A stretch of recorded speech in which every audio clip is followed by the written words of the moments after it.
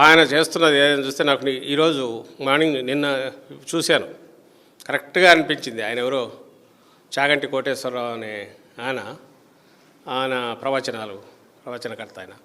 ఆయన ఆ పక్కన లోకేష్నే కూర్చోబెట్టుకొని, బహుశా మీరందరూ కూడా వినింటారు అనుకుంటా ఏం చెప్పాడనేది.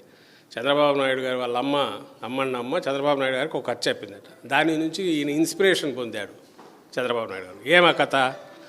ఒక యజమాని ఇంట్లో ఒక పంది ఒక నక్క ఉంటే, పంది ఏమో బాగా రోజంతా కష్టపడి పనిచేసి సాయంత్రం స్నానం చేసి ఇంటికి వచ్చేది.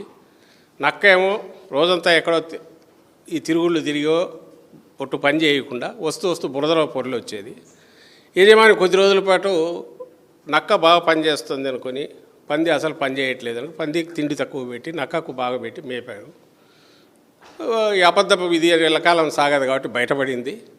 ఓహో, ఇది మోసం చేస్తుంది అని చెప్పి నక్కను తరిమేసి పందికి తను అల్లుడిని చేసుకొని ఇంట్లో బిడ్డనిచ్చి ఇల్లరికం ఉంచుకున్నాడు. ఈ రకంగా ఏంటంటే కష్టపడేవాడికి ఎప్పుడైనా మంచి జరుగుతుంది అని వాళ్ళ అమ్మగారు చెప్పారంట. చంద్రబాబు దాని నుంచి నేర్చుకున్నాడంట. నేర్చుకుని ఆ స్ఫూర్తితోనే ఆయన జీవితం అంతా ఇన్నాళ్ళు సాగిస్తున్నాడు అనేది కరెక్ట్.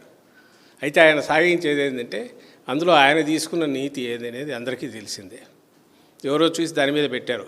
ఎన్టీ రామారావు గారు దీన్ని చూసి ఏమనుకుంటారో, ఆయన ఉంటే ఒకవేళ ఆయన ఏమన్నా అనుకుంటే దానికి నేను బాధ్యుని కాదు ఇదని. ఆయన ఏం చేశారు, దీని నుంచి ఏం నేర్చుకున్నట్టు కనపడుతుంది అంటే నక్కలాగా ఉండాలనుకున్నట్టు కనపడుతుంది. శాశ్వతంగా బయటపడినప్పుడు పడుతుంది, అంతవరకు అయితే మనం హాయిగా ఉండొచ్చు కదా, ఎవరికీ ఆన్సరబుల్ కాదు, అన్ని రకాల ఆనందాలు ఉంటాయి, ఇంకో రకంగా ఉంటుంది, పవర్ ఎంజాయ్ చేయొచ్చు కదా అనుకుంటున్నాడు. ఈరోజు అది చేస్తున్నాడు.